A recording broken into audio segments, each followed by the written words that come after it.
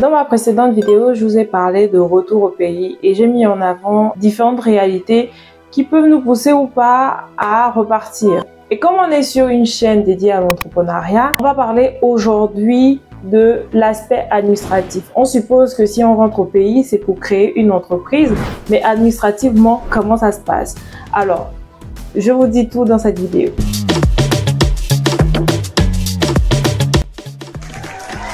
Bonjour à vous qui nous rejoignez pour la première fois sur cette chaîne. Je suis Lomi Guitou, votre coach en stratégie business. Alors, vous êtes sur La Diasponaise, la chaîne des entrepreneurs africains.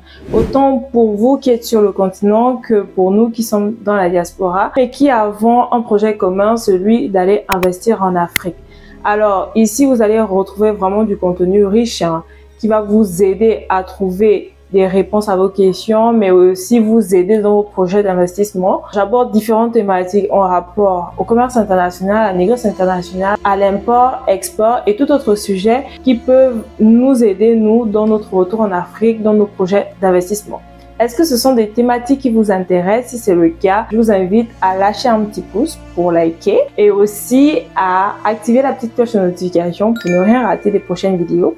Et si vous avez un petit temps, n'hésitez pas à faire le tour de la chaîne. Vous allez voir, vous ne serez pas déçus. Cette vidéo sera d'une grande utilité pour les personnes qui sont dans la diaspora et qui ont projet d'ouvrir une entreprise en Afrique, mais aussi pour ceux qui sont déjà en Afrique et qui souhaitent ouvrir une entreprise formelle. J'insiste bien sur formelle parce que cette vidéo n'est pas pour ceux qui veulent faire les affaires dans l'informel. Ok? Comme je vous dis souvent, si vous voulez vous lancer dans l'entrepreneuriat, faites les choses bien. Parce que plus vous formalisez votre business, plus vous allez attirer à vous des clients qui sont sérieux et qui voudront vraiment faire de bonnes affaires avec vous. Donc, dans cette vidéo, c'est un cas pratique. Je vous invite vraiment à rester jusqu'à la fin, à vous asseoir confortablement, quitte à même prendre un bic et une feuille pour pouvoir noter toutes les informations que je vais vous donner.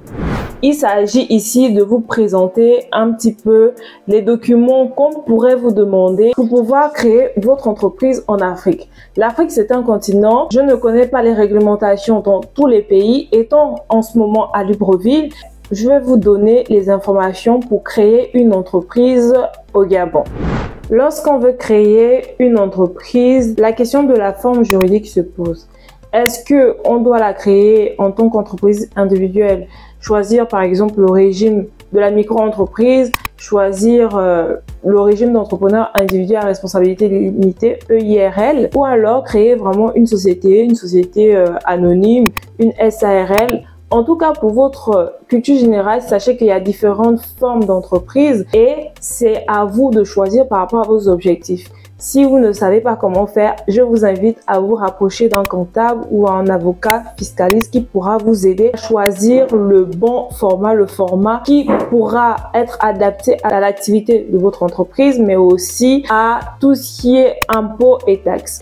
Bon, maintenant, ce qu'il faut savoir aussi, c'est qu'en partant en Afrique, vous pouvez soit décider de créer une nouvelle société, ou si vous avez déjà une société formellement ouverte à l'étranger, en Europe ou aux États-Unis par exemple, vous avez le choix de pouvoir ouvrir une succursale. Maintenant, je vous vois venir me poser la question, comment choisir?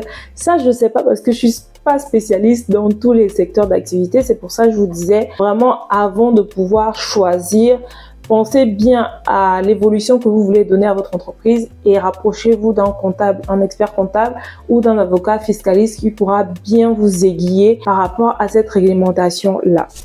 Par exemple, quand on est en France pour créer une entreprise, on fait les démarches au niveau de la chambre de commerce, du registre du commerce. Il y a possibilité, par exemple, de pouvoir ouvrir également à travers des agences. Ce sont des entrepreneurs qui ont lancé ces boîtes-là pour faciliter les démarches administratives. Donc, au niveau du Gabon, par exemple, on a une agence qui s'appelle ANPI qui gère en fait toute la partie création administrative des entreprises.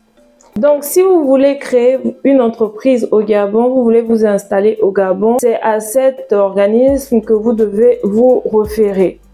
Maintenant, si vous me suivez depuis un autre pays d'Afrique, je ne pourrais pas vous dire exactement quel est l'organisme. Je vous invite à faire des démarches. Petite parenthèse, puisqu'on est sur une page business, vous comprenez que pour ceux qui sont dans la diaspora, ils n'ont pas nécessairement ces informations-là. Pour vous qui me suivez depuis l'Afrique, vous pouvez faire de ça votre business. Récolter toutes les informations relatives à la création d'une entreprise, à l'installation des entreprises étrangères dans votre pays et vendre ces informations. Moi, par exemple, il m'a fallu quitter la France, venir au Gabon, aller moi-même poser des questions au niveau de cet organisme pour savoir un petit peu comment ça se passe. Ok, donc si vous cherchez une idée business, voilà donc une idée que je vous donne gratuitement. Essayez de connaître comment ça se passe pour l'installation des entreprises dans votre pays et proposer ce service d'accompagnement aux entrepreneurs comme moi qui sont dans la diaspora et qui souhaitent investir au pays. Imaginons que nous avons déjà créé une entreprise en France, en Italie ou aux États-Unis et qu'on souhaite ouvrir une filiale, une succursale au Gabon. Une entreprise d'import-export dans l'alimentaire, par exemple, ou la négoce internationale, puisque ce sont les thèmes que j'aborde souvent dans mes vidéos. Donc, qu'est-ce qu'il nous faudra? Il nous faudra déjà fournir les statuts de la maison mère, parce que si on a déjà créé une entreprise, on a déjà des statuts. Donc, il faut prévoir soumettre des statuts de la maison mère. Il va falloir également soumettre les copies du CABIS, c'est-à-dire le certificat d'enregistrement dans le pays où l'entreprise a été initialement créée. Par exemple, en France, ce document, on l'appelle le CABIS. Il vous faudra également des copies de votre passeport, votre pièce d'identité ou votre titre de séjour. Il vous faudra également des copies du PV d'ouverture de votre succursale. Par exemple, dans le cas du Gabon, il va falloir fournir à l'ANPI le plan de localisation. Donc, où sera située votre entreprise? Parce qu'on sait que si vous ouvrez, vous aurez certainement des bureaux. Et donc, il va falloir fournir un plan de localisation et une facture d'énergie. Voilà, pour prouver que vous êtes vraiment installé. OK? Donc, ce sont là les documents que vous aurez à fournir si jamais vous souhaitez ouvrir une succursale.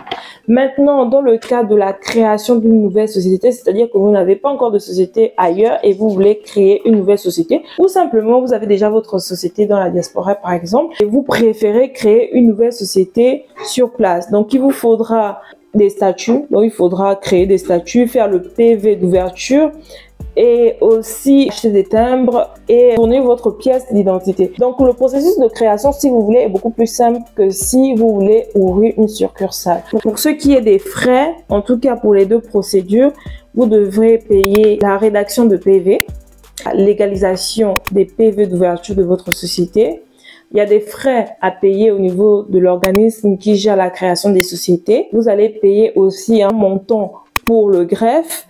Vous allez devoir payer le nom commercial et la publication de votre entreprise au journal officiel. Pour ce qui est de la création, il vous faudra en plus payer l'enregistrement des statuts et les timbres. Voilà, en plus des frais de création qui sont payés à l'organisme qui gère la création de société. Donc vous comprenez que quand on dit rentrer au pays pour investir, il faut quand même se préparer parce que toutes ces démarches-là ont un coût et si vous n'êtes pas préparé, ça va être compliqué pour vous. Voilà pourquoi pour certains, ils préfèrent le faire dans l'informel. Et quand on vient de la diaspora et qu'on souhaite s'installer, faisons les choses bien. Ouvrons des vrais business, des business formels et qui pourront vraiment faire la différence pour vraiment s'adresser à des clients qui aiment traiter avec des personnes qui ont des business correctement en fait. Maintenant, je peux comprendre que pour vous qui êtes en Afrique, ça a un coût et que le temps que vous devez mettre de l'argent de côté, vous préférez commencer par l'informel, mais c'est pas toujours la bonne solution si vous cherchez de gros clients parce qu'à un moment donné, on vous demandera vos papiers de justifier l'établissement de votre société en bonne et due forme. Et si vous ne les avez pas, vous ne pourrez pas. Dans la négoce, dans l'import-export, ce sont des gros montants, donc les clients auront du mal à faire à des entreprises qui ne sont pas ouvertes formellement. Donc là, je vous ai donné la liste exhaustive des documents que l'on peut vous demander, que ce soit pour la création du succursale ou de la création même d'une société. Maintenant, pour ce qui est de l'import-export des aliments, il vous faudra nécessairement avoir un agrément. Et cet agrément-là, en fait, c'est au niveau de la GASA. C'est un organisme qui gère les réglementations en matière de sécurité, qualité et hygiène pour tout ce qui est alimentaire. Donc, dans votre pays, je ne sais pas exactement quel est cet organisme-là et s'il faille aussi demander un agrément. Si vous avez déjà fait cette procédure, ce serait bien de pouvoir partager avec nous comment vous vous êtes pris et quelles sont les réglementations en vigueur dans votre pays pour faire partager à la communauté. Et si j'ai créé cette page, c'est vraiment pour que nous puissions apprendre et que ça puisse nous servir dans nos activités au quotidien. Donc, n'hésitez pas à me le dire en commentaire pour pouvoir faire partager votre savoir à tout le monde. Et si vous souhaitez que je fasse une vidéo précise, vous expliquer un petit peu comment obtenir des agréments au niveau du Gabon pour des business d'importation ou d'exportation des aliments, n'hésitez pas à me dire aussi en commentaire, je pourrais vous expliquer. Peut-être que la procédure n'est pas si différente dans votre pays, donc ça pourrait vous servir aussi et en allant sur place, vous adapter simplement.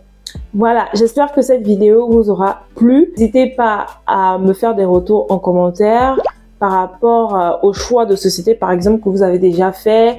Comment ça se passe en fait au niveau de votre pays? Est-ce que vous avez des organismes qui sont dédiés? Par exemple, si je dois créer une succursale en plus en Côte d'Ivoire, au Cameroun, au Mali, comment ça se passe chez vous? Je suis bien curieuse de savoir.